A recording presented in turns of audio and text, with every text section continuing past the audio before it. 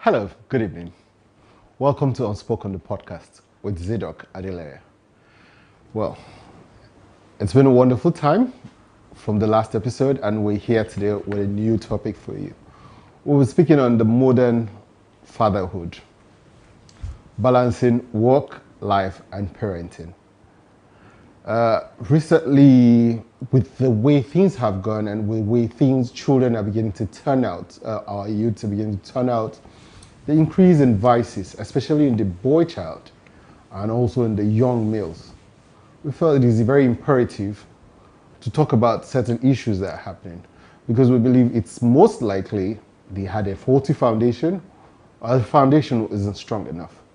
And as usual, I have my team with me, and I'll start from Sheol. Yeah. All right. My name is Olomo Oluwaseun. Thanks for having me back again. My name is Tejiri Joanna Tialubi, so thank you for having me. Yes. My name is Ndoka Chukwuma. Thank you for having me. All right, sir. Welcome, Let's start with you, sir. Now, I think these days people opt for, soft parenting, be gentle, be kind. Because I know growing up, it was the kind of parenting we had was spare the rod, spoil the child. But as it is now, the society seems to be advocating for less corporal punishment, more of talking to them. And then it seems there is more like an increased rate of vices that we see, the kind of funny behaviors we see in young men, young adults, young boys. What was it like, sir, raising a child from your time, sir? Well, like you said, my time, we have fathers that are authoritarian, disciplinarian, and yes, there are weaknesses in that, in our time, in that they're out of reach, and sometimes not being there will really not give the boy child what he needed. Okay, but at the same time, the Bible still stands. If you spare the rod, you will spoil the child. However, I will say that we should, or the fathers should always be there and then be reachable, so that they'll be able to deliver. All right, sir. And now, Sheol, in contrast, what does it feel like parenting a child now with the realities on ground now? You have laws that are saying, don't spank the children, don't do this, don't leave hurts. You should be careful with them. You should rather speak to them. Yeah. What is it like parenting now? Well, I'm still a now person because I'm trying to understand. Before we started, you were talking about when you was talking about the era. What we're talking about is the era that is not. Yeah. So if we are to look at that, I'll say, there's this general, how would I put it, an assumption that we are raising emotional kids now. For me, I would want to say, I can speak for myself, but I think fatherhood now, we are really getting into the way we raise our children, unlike our dads. You know, when I can remember while growing up, there are some things that we allow for our children now that we didn't. Well, you know, when my dad was playing with my kids, there are some things that I would have this sense of I dare not do this when it was my time. Definitely, you understand. Yeah. But as it is, I don't think nothing changed much. But for the fact that, you know, you mentioned something about a bit distant. So our dads then, I think more of responsibilities, like they had to provide shelter. Once you're done, you want to provide shelter, food. For those that they can run education, they can do that. If not, they will pay for apprenticeship. You understand? I think once they can do that, at least I'm talking from maybe experience from when my dad is talking about, maybe we go out and I see my friend's dad, I grew up with this guy, maybe he's a mechanic or something, I grew up with this guy. So I'm like, oh, okay, I can have an idea of what happened during their time. Yeah. You get, so I think nothing really changed much except that we are a bit more hands-on as compared to our own parents. But we seem to have more vices now than it was then.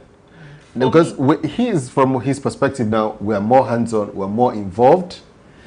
From his perspective, yes, fathers were quite authoritarian but distant, but they were able to maintain balance. Yes. I think for me, we have three variations or three offshoots from their time. It's time they were authoritative or authoritarians.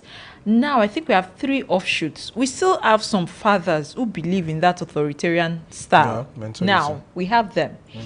We also have some who believe in gentle parenting. I cannot be like my father, and so they are fully into gentle parenting. Then we have some that try to strike balance. So you see, these three different approaches have raised different sets of personalities that we are battling with in the society now. You see, those children or those people who believe that I have to be authoritative, it reflects in their own personal relationship with their wives, with their children, with colleagues at work, with their siblings. They cannot be good team members or team players. You see them, they're very authoritative. You see their egos are so large, they have communication problem. Do you understand? Those are the sets of people. They believe in controlling.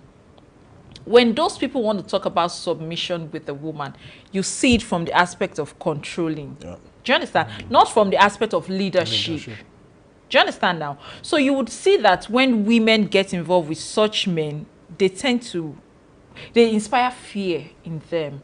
And you see them wanting to, back out. And they'll say, no, they're not submissive. You don't do that by controlling. Do you understand? Then we have this set that try to balance it. They will have the rod in one hand here, and they will have meat pie. You see children from that kind of home, you see them, they're a little bit balanced emotionally. They know when to say no. They know when to say yes. You see them, they're expressive. These are the children you meet in school. I taught for a while, so we would see such children in school. And when you're trying to tell them, I say you should keep quiet, they say, ma, but I did not do it. Yeah. And you'll be like, as a teacher, I say you should keep quiet. They say, ma, I did not do it. It takes a mature teacher to be able to handle such, scenarios. Then you now find some other children, gentle parenting. Oh my God. What's wrong with that? The extreme. Okay. That's where I'm going to. Okay. They are very immature. They are babied. Yeah. They don't understand the word no. They feel entitled to everything. Oh, gentle parenting. Mommy, can I have yogurt? I don't want to eat ever. They give them yogurt. Yeah. Mommy, can I go and watch movie till overnight? Play, and they have exams the next day. Daddy, can I gentle parenting? That is to the extreme. So we have these ones that are from authoritative background, and they still believe in being authoritative. Do you understand? Yeah. There are some that they want to balance it. I don't want to raise my children the way my daddy raised me. I want to balance it. I want to listen to my children talk to me, and I also want to flog them. No, not really flog per se. Yeah. Now spare the rod. The rod shouldn't be mostly physical. Yeah. There are other ways you can ways. discipline children without, More trying like the carrot and stick approach. exactly, without using the physical stick, you understand. Then there are also other ways you can talk to them, raise them in love without being too weak with them, so they don't feel entitled when they get outside there. They can understand. So if I come to meet you now and ask you for something and you don't give to me, I'm not going to be like Ahab, who went crying to Jezebel. I want that vineyard, you did not give me. It could become desperate. That's when you see stalking, obsession. Come into play. Like a man asking a lady out and she's saying no. How dare you say no to me? Like I have money to give to you. Do you know who I am? That is where that word is coming from. Do you know who I am? Do you know who I am? Why would you? So you can see that fatherhood has a lot of implication on children, either the male or the female children. So whichever approach the father decides to use as a father would affect the personalities of the children. So, okay, so from what you're saying now, so our personas are actually affected by how our fathers govern the house. By excellence. Yeah. So how were you able to balance work, providing for so many mouths? Because I know back then, apart from providing from the immediate family, you also had to provide for the extended family. So how were you able to, balance work, provide for these people, and still be sane? Well, I want to be honest. Yeah. It wasn't easy. Number one. Number two, I will say I'm still, battling with that. Especially with Gen Z. The point is that God helping us, we will definitely get to where He's taking us to. Okay? But I would say prioritizing and then time management.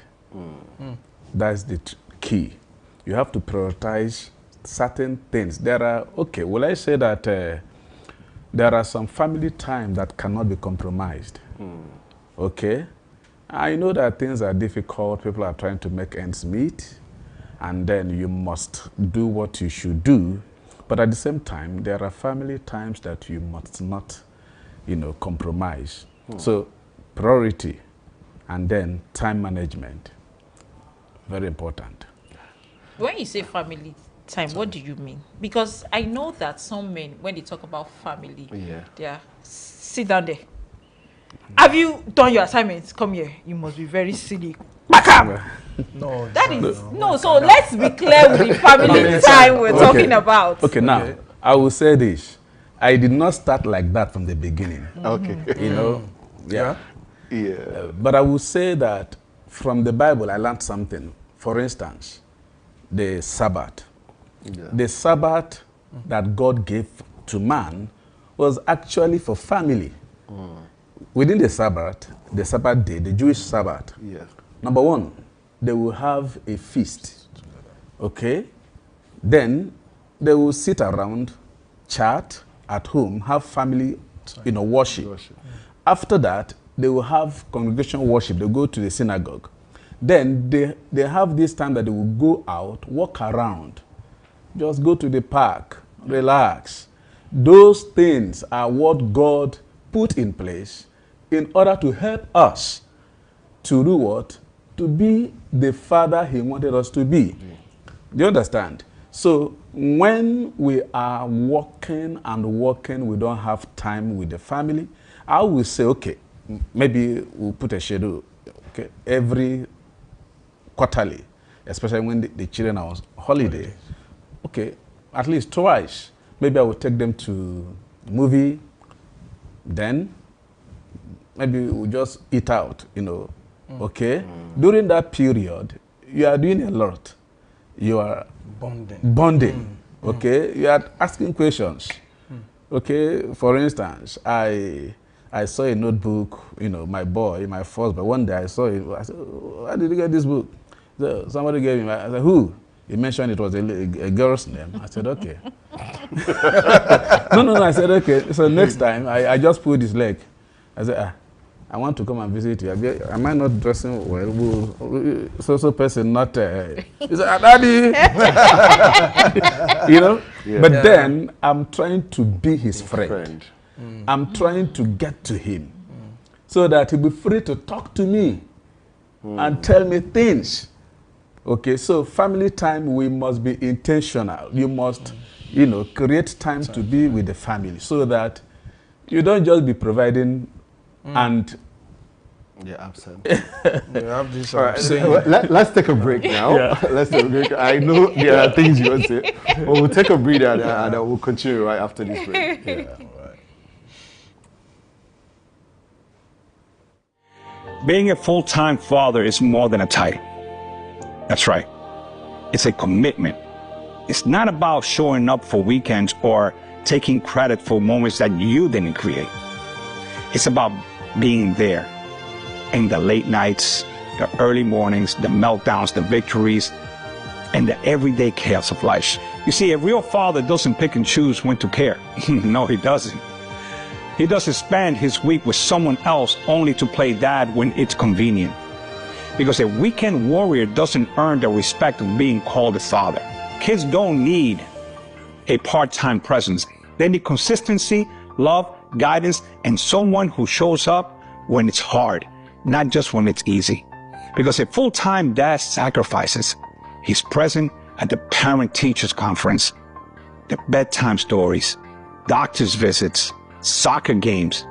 He teaches respect by giving it and shows love by living it. And being a good stepfather, that's stepping in with the same heart and dedication as if they were your own. Because you cannot be a full-time dad without showing up full-time. And if you're not ready to do the work, step aside for someone who is. Children don't need perfect fathers. They need present ones.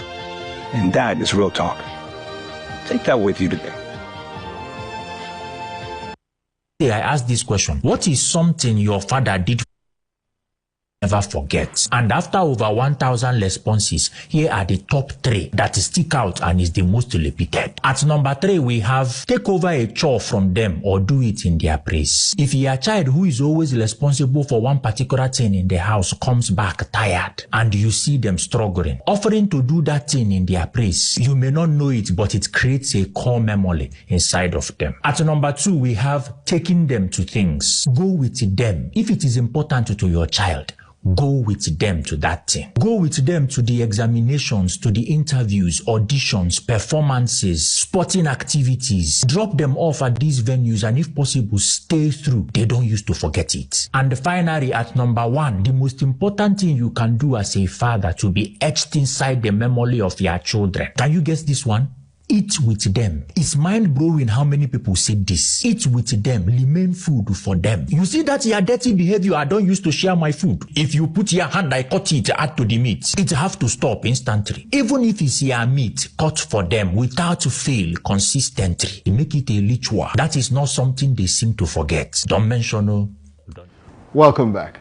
Yes, so from conversation before the break, yes, you said we should prioritize. We should eat with them, like follow the Sabbath, the way it was meant to be. It was meant to be family time. So yes, God even rested on the 7th day. Yeah, so we're meant to spend more time with family.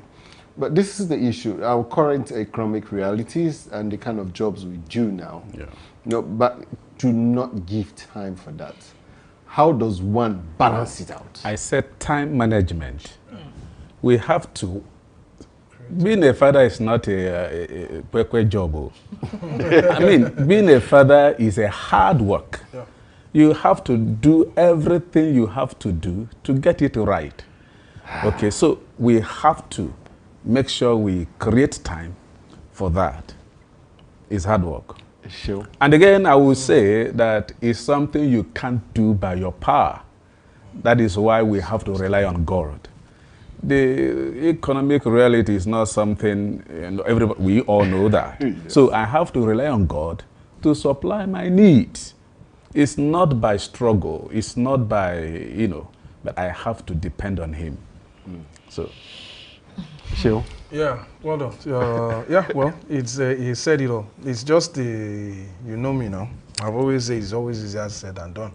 But you know, if you cast our minds back, when let's go biblical now, right? The very first thing when they tell me, okay, teach us how to pray, right? And the very first thing that Jesus said, the very first thing that we start is our Father. So it's very, I think is the biggest of all. Our Father. There is that respect has to be there. So that means there is a Father. It's not easy to respect. I have to show respect to this Father. There is a Father. There is a God, right? So if you're not coming back to earth, a fatherly rule is not okay. Now, you know, the guy said something about this fatherhood that we are talking about. Talking about stepfathers. We are talking about those who are ready. We are talking about someone who is just telling you, a guy, or alpha, that play will play that day. I'm pregnant. Do you understand? So that is a new father, right? I'm not talking about it and all these things, but right? accidental fathers too could become good fathers. Yes, that's what I'm saying. It So could they are change fathers them. too. Yes, that's what I'm saying. So I think the very first thing is there's this joy that comes with it. Then the work. The work aspect. The work aspect is something that you can't. He said it is hard work. You show up. Not everybody If you wants to do the hard work. in the hard work. There's some are not ready. Some are not. It's I don't know. I think you learn along the way as you then when you surround yourself with people, there is experience. There are some people that could talk to, and there are things that you've seen for yourself. Okay, while growing up, there are some things that I know that okay, my dad did this. Then under every other, no, I don't want to know what happens. I have to repeat this same thing for my child. But my father did this. Would I want to do this for my child? I wouldn't want to do that because of the time. Do you get me? So these are things that no matter what, like the clip said, you have to show up. You don't come, you cannot be a dad when it's easy, when the mom is running the house, and when it's time to take the glory, you didn't do the work, you just show up. The prize first goes to absent fathers. Yes, absent fathers. Could that be the reasons why? Now, I'm going to you. Could that be the reasons why, when some men grow old, it feels like they are being abandoned by their children? I believe so, especially now in this generation where children feel they don't owe their parents anything. You understand? It is very dangerous not to have that emotional bond with your children while growing up. So that is why I think I want to subscribe to what he said, and what he's also said. Your being a father is not because you pay their tuition fee alone. It's not because you provide everything they need. If you do that, you're going to be telling them, guys, when I'm old, all I need you to do is just pay for my bills. Don't call me to check up on me regularly to say, hi, Dad, how are you doing? Remember now that he's old. He's no longer working. He's probably retired. Some of his circles may have passed. Yes, you understand? Right. So he's already in the church. He's seen as elder. They won't give them too many functions to do. Yeah. So he's always alone in the house. So who gives him that emotional support, that care?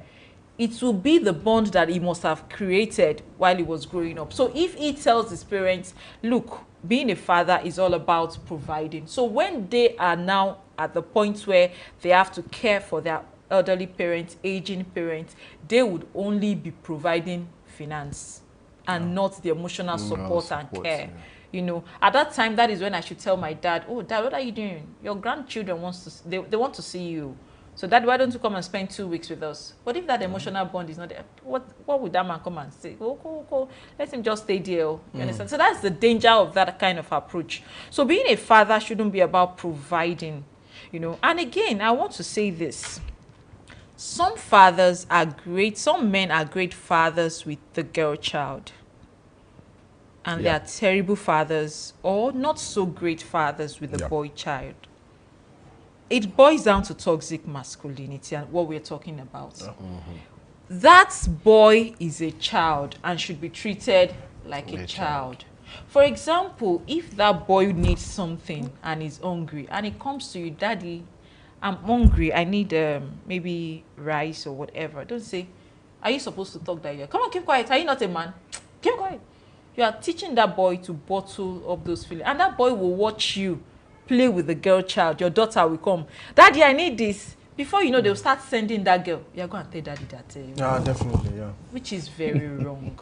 It's very wrong. Yeah, it happens, So there should be a balance between being a girl child and both of them are children. Okay, so there should be a balance within the parenting style for both children. Okay, but what are from your experience, what are the challenges you've experienced so far, and how can the fathers watching out there, the young fathers, the fathers, there are fathers who are also there right now, who also can listen to us and say, oh, I might probably have been doing this wrong. How can they remedy themselves from certain the challenges that you've identified, sir? Good. Now, firstly, I want to say that parenting is a teamwork, okay? So it's not about trying to show that I'm the one doing everything. The family of Isaac was ruined because they were competing. Rebecca chose Jacob while Isaac chose Esau for the bushmeat. Fine. And we know now, who won. You see, so eventually it ended up badly because I want to say that Rebecca died without seeing Jacob. In fact, she couldn't see her beloved boy, and she was living in the same house with the one that despised her. So now, what I would say, number one, like I said, is a teamwork. Number two is that I have to make sacrifices. By the grace of God, I've been out of the country, a couple of times, and then when I came back one of those periods, I would just come and within a week I'll go back. Then I was in the kitchen doing something and my wife was shouting, I will beat you, I will beat you, I will beat you. What? So from the kitchen I roared, will you stop that? And that was it. But up to today, I did not know what that thing was. But that was why I had to write a letter. Please, I need redeployment. I want to come home. I have boys and I need to be in there. It's a sacrifice. From there, you'll be getting $, but here, but then you have to sacrifice. You have to make sacrifices. So it's not all about the finances yes, now. I mentioned God. I have to depend on God to meet my needs. Okay? Or else, if I'm going I will lose kids. The children, which is my future. They are my future. So I think, Yeah. I think I get that. So what are the challenges you're facing now? It's the same thing. You keep saying now. No. The perspectives. Yeah. The times change, the perspective and the views change. Same as the lenses that the lenses the society views things with. Growing up, it was communal. You can exactly. They send you on an errand, and you are playing football. It is one uncle that we see you and report. It is someone from behind you. You just pack up. Are you not meant to? You just knew it was communal. You just could not, or you would step out of the house. You will greet practically to where you were going, and when you are coming back, you will greet. But now you are going to see, you see kids that they'll just look at you. Instead, you're like, you even see some of them, the way they were taught at doorways, you move to the side, you hold the door for an elderly person. But now they will meet you at the door. Or push you think that's worse? Try going to the place where you have to sit. And then you find some of them, and then you find pregnant women, you find old people, because we're taught that the priority first. You look at the elderly, the aged, pregnant women, disabled people, and then after all that, the rest. You can now sit, You understand? So the youth are always the least because they feel you have that energy. But now you see some of them will even sit down, you are trying to say, so you can say, that woman is pregnant. It will be. And so? The way they will just look at her. I've been there since. Mommy send her. So, and she became to like, where did we go wrong? Because that that sense of community is no longer there. That, you find out that this person has been kidnapped, and then by the time they do this, it is somebody within.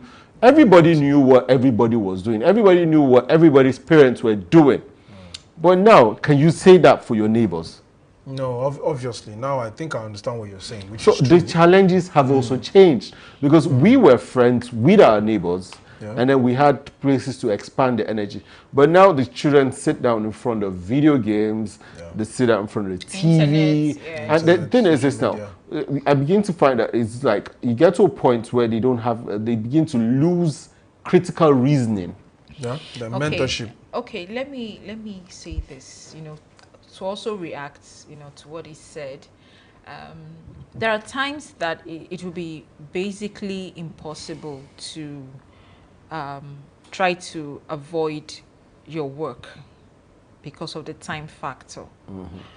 I think when I was in the university, my dad and my mom, they were living in Lagos, and I schooled in Delta State. But there was not a day that passed that I did not speak with my father. If I needed to talk to him and it was in a meeting, if I called him, he would send me a message immediately. I'm in a meeting. I'll call you in an hour's time. I tell you, if he finishes before that 1 hour, my dad would call me.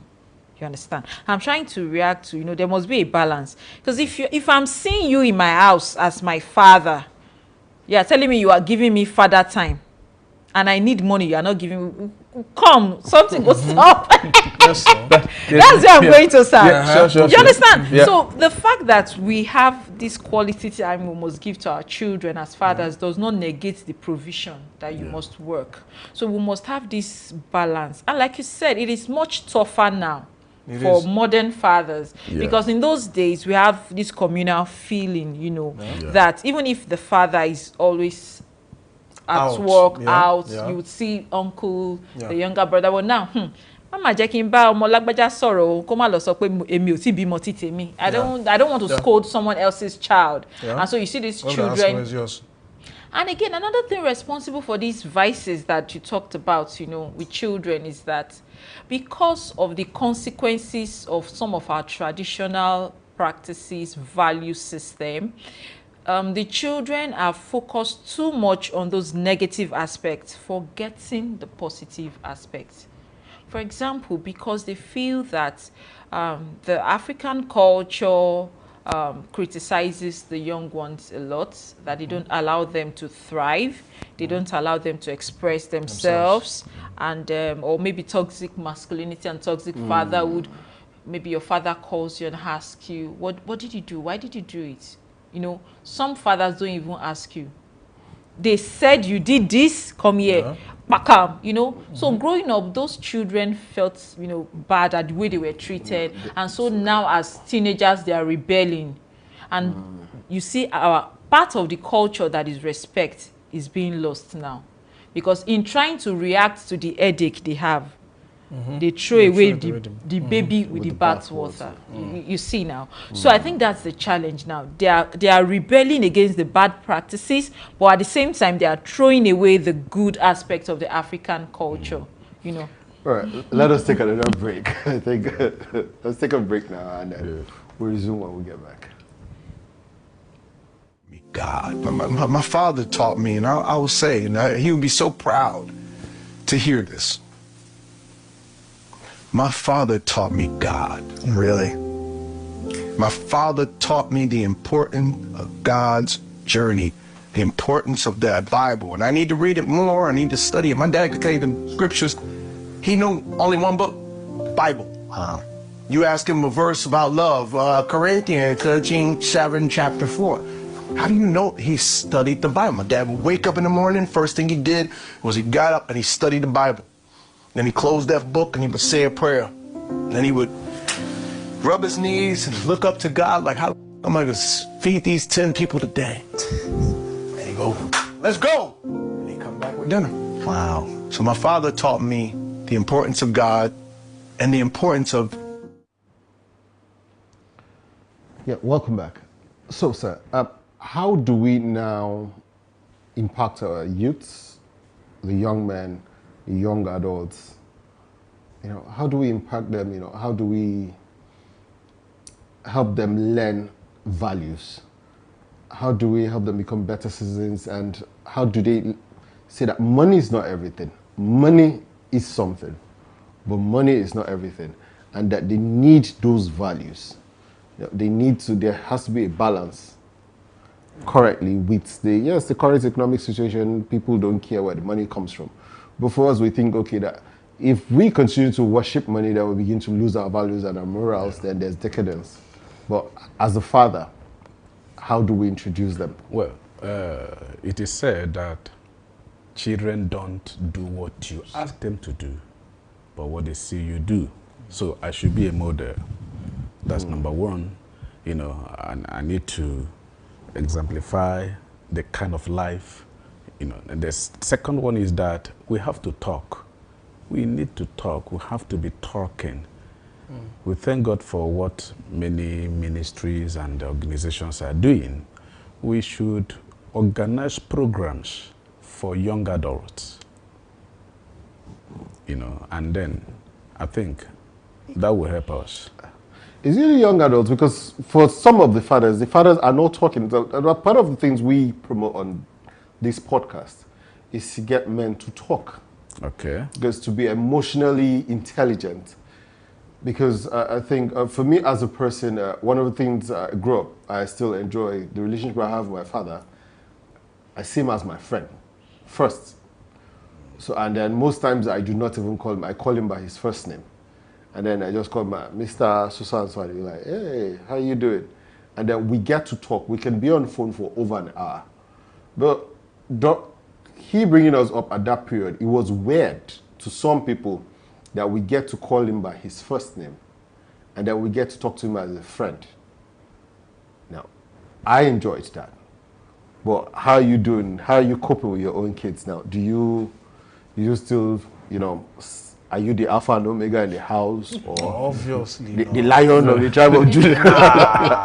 Nah. Okay, like I said earlier, right? I think I had Mr.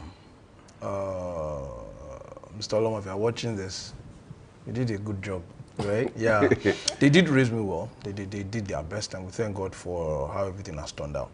So, like I said, so sometimes I just cast my mind back and like, okay, if my dad could do this, and this is the result, I thank God I have a boy child and I have a girl child. So I'm able to lead them in that, even if it's not easy, like you said about the times. I just think I have to find a way through to them, right?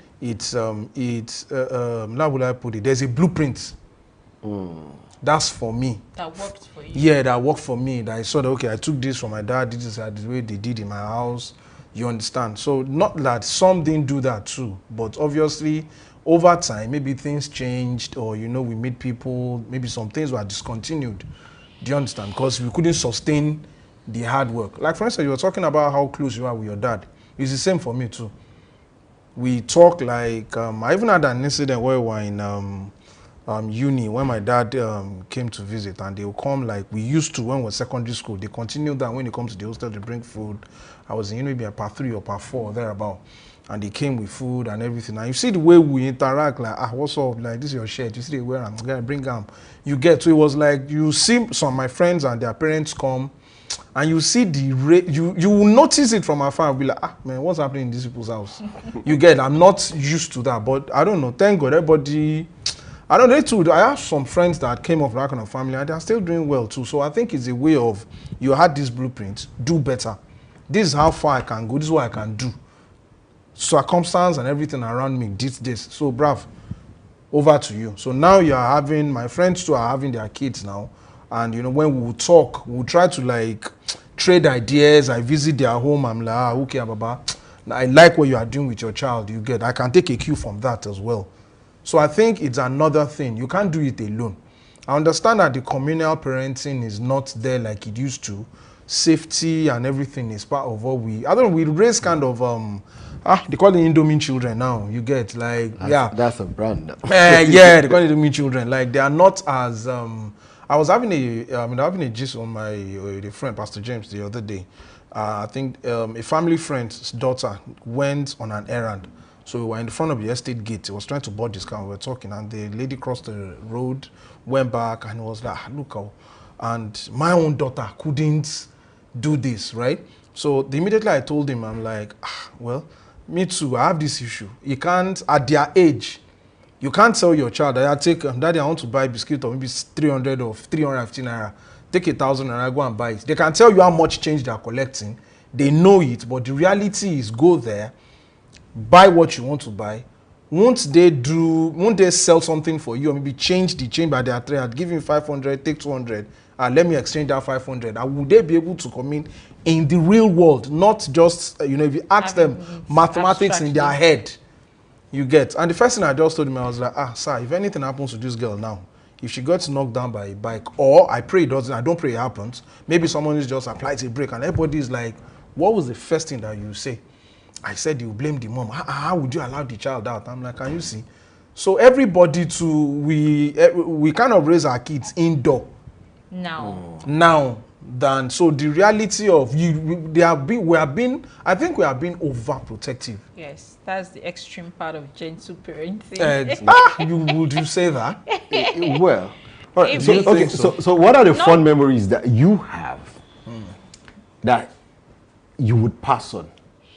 Well, story time. You know me, I'm a girl child, and I'm the only daughter, so of course I'm going to have fond memories, But I actually have fond memories of my father.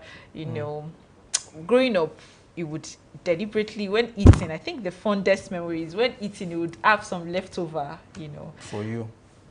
Initially not for me. You would just leave it, and then we'll be struggling we'll be targeting. We thought we were being smart, but we didn't know that the man was smarter. He was deliberately leaving the food. So we'll be walking 100 times. Me, I will walk. My brother will walk. We'll be moving.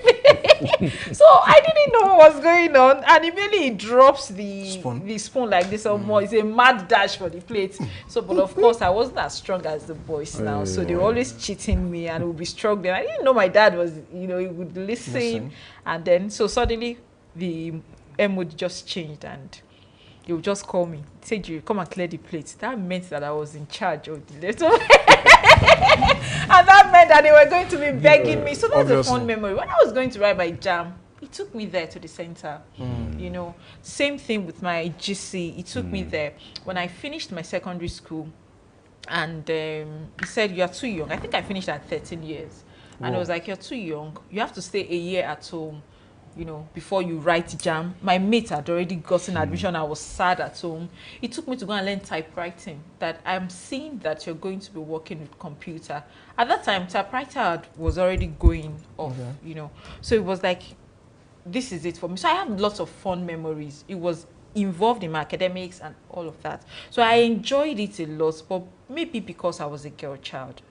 I was open to communication with him. That's why I'm saying that there should be a balance between raising the girl child and the boy child. It should be a balanced thing. All right. So what are the fun memories that you've enjoyed and you still would like to how would I put it? Those memories you would like recreate those memories with your grandchildren. Actually, I had little or none. My father had me at the age of 60. And she worked outside our state. We're only together just 2 weeks in a year, and he goes back. So, but then the little time we were together, I thank God he impacted me words of wisdom, instructions, and which really helped me a lot. Okay, so then others I picked. Yeah. I think they had you when you was more mature.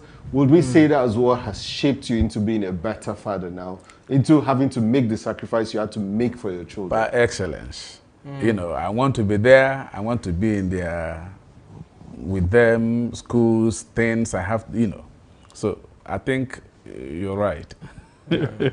Sean, yes.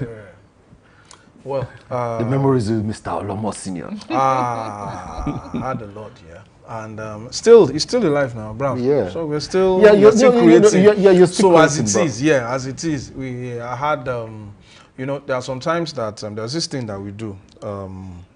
We just, let's say we have a plan, like, okay, we've been around each other, we've seen too much of each other, like maybe a month. So there's this thing that we just do. We might just pick out, okay, let's say I have a savings like maybe 50K, you get, so let's pick out somewhere. maybe they look at and like, okay, let's pick out a place. We'll pick up from there. We'll go have a little bit of fun, time together, and all. And all these were not. I was not taught. I experienced it with my dad. Because all these road trips, yeah, we did that. I can really remember one that we did from. We stayed in Ilesha in Osun State. Imagine driving all the way from Ilesha to what's the name of this Mokwa, all these Mokwa, Jeba.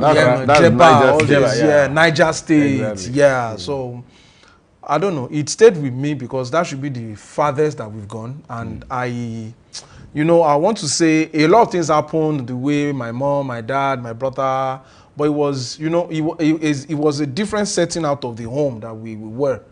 It was outside battling on many other issues, but we were still able to like come together, had fun, and bruv, it's good. So it's shaped you into becoming a father. Yeah, definitely. I think what I picked from both of them is that even if you did not have a pleasant experience growing up as a father, as enjoying fatherhood or enjoying a good relationship with your father, you can be better. No, you can do better. I think that's what I picked from both of them. Yeah. For me, it was a blueprint that I can do better. And you're building up on it. Yeah, can do better. It's been a wonderful evening on Dominion TV. You know you have to follow us. Follow us on YouTube, Dominion Broadcasting, and all our other social media channels. I'm sure you enjoy this. This topic is not done yet. We'll continue next week. Have a wonderful evening.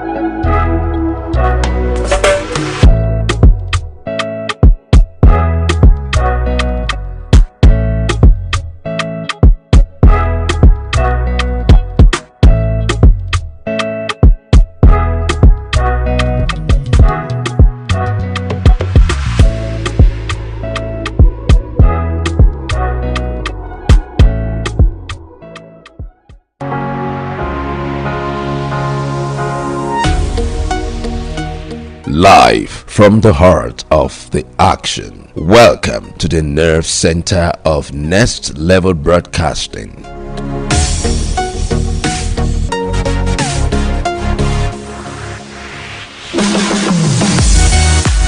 This is the OB van, where the studio meets the street. Equipped with cutting-edge cameras, crystal clear audio, real-time switching and broadcast control, we don't just capture moments, we deliver the experience live. Anywhere, anytime, from stadiums to red carpets, breaking news to buzzing festivals, weddings, birthdays, and all sorts of ceremonies. We bring the world to your screen in real time. It's not just a van, it's a complete mobile production house, a command center, a broadcast beast. This is more than a broadcast. This is the OB van difference. Live, loud, limitless.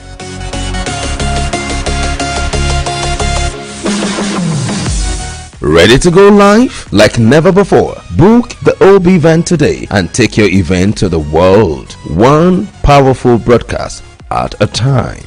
To book, call 0705 506 1061 or 0916 101 1061. Email marketing@dominion.org.ng or visit our socials on Instagram @Dominion Broadcast. Dominion Broadcast, your channel of choice.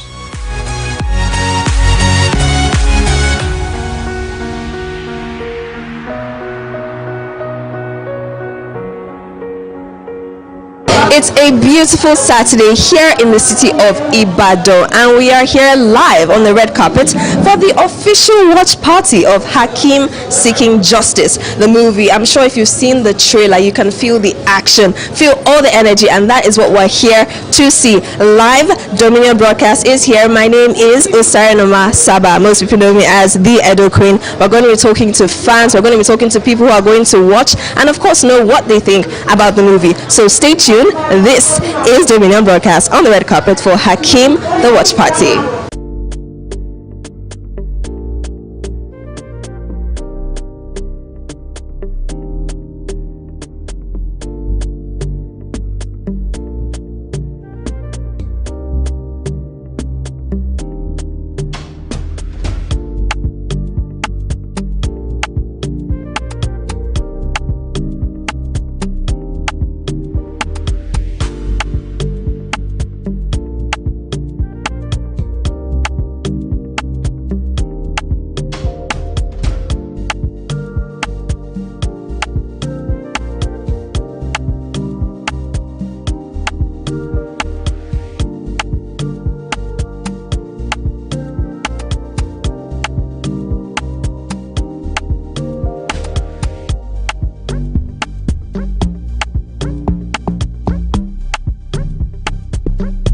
Great, so we've watched the movie and we saw the action, we saw the suspense, we saw every single thing that they had to bring to this movie, Hakim Seeking Justice. I mean, many think that, we're bringing all the American vibes into here, all the action, all the drifting and everything. But of course, let's hear what people have to say about the movie. So what was your expectation before you watched the movie? All right, before I saw the movie, I just thought it was going to be maybe something casual, but I didn't know we were set for something out of this world, really. So how was the experience after? What was your before and after? What was the experience after? Okay, so this is like something that you get to see in American movies. Oftentimes you don't get to see it in Nigerian movies. So, and we are so used to watching something a bit more epic in recent times, but this has really taken us, to where we really ought to be, and then I think this is a good one. Really. So rate it over 10. Well, just so that I don't sound so generous, I'll give it maybe like a 9.9 over 10. Love it. Yeah, actually, this is good. All right, so I'm here on the red carpet with Omotoke. Yeah. How was your experience of watching the movie? It was, I can't even explain. It was very interesting, to be honest. I love. Who was your favorite character? Who was your least favorite character? I think the major character there is my favorite character. I think his name there is like Akim. Yes. In the movie is Akim. That guy is just too good. His least favorite, I would say the doctor. Yes, the doctor. Okay, so rate it on a scale of 1 to 10, and why would you give it that rating? You mean the list? No, like overall the movie. The movie is 10 over 10. Honestly, it's 10 over. Perfect. Even though my mom said was like, this is interesting. Okay, but usually, are you a team Nigerian movie or a team foreign movie? Well, actually, I'm team Nigerian movie, but this one looks like foreign movie. So that's why it's 10 over 10. To be honest, it's nice. Thank you. Okay, great. So tell me, how was your experience watching the movie? Interesting. I love the movie. Very interesting. Okay, so who was your favorite character, and generally, how would you rate the movie? I'll give the movie 98%. Honestly, 98%. Okay, favorite character? Akim himself. Yeah. Okay, so I mean, with all that you saw in the movie, the action, the suspense, what would you say to the cast and crew, that put this all together? They really work so hard. They make it real. In fact, it's like I'm watching this American movie. In fact, it's like they're bringing American movie down to Nigeria now. I love it. Did you change anything about the movie? Not really. Or let me say the wife of the honorable. Okay. She's too cool. Naturally, I was expecting, why do you have to do that? You kill somebody. But she was just saying, like that. Apart from that, it's nice. Thank you so much. Welcome. Annie on the red carpet. How you doing? I'm good. I'm fine. Okay. Okay, so tell me, what was your expectation before you watched the movie? Actually, I just thought it would be like a normal movie. But then I watched the movie, I was like, wow. Like the movie is just, wow, like mind blown with the movie. And so rate on a scale of 1 to 10. Let's say 9.5 on a scale of 1 to 10. 9.5. If you were in the movie, which character would you want to play? Actually, I would love to play Akim's friend. Like his friend, he really helped him. Like he supported him after. We thought he was dead, but he came back like a gangster at the end. So yeah, I would have supported. I've been his friend actually. Okay, so I mean, what would you say to all of the people behind this movie? I really appreciate like the way they tried with the movie. Like they were real with it, and they are trying to bring like all this American effects to Nigeria. Me watching the movie, I was like, this can be a Nigerian movie. But even with the way the car drifted and everything, I was like, wow, this is interesting. Yes. Thank you so much. Yes, you're welcome. Thank you. So I'm here on the red carpet with Mercy. Hi, Mercy. Hello, how you doing? I'm good, thank you. How are you? Fine, thank you. Okay, great. So tell me, what are your expectations for the movie Hakim Seeking Justice? Well, from the title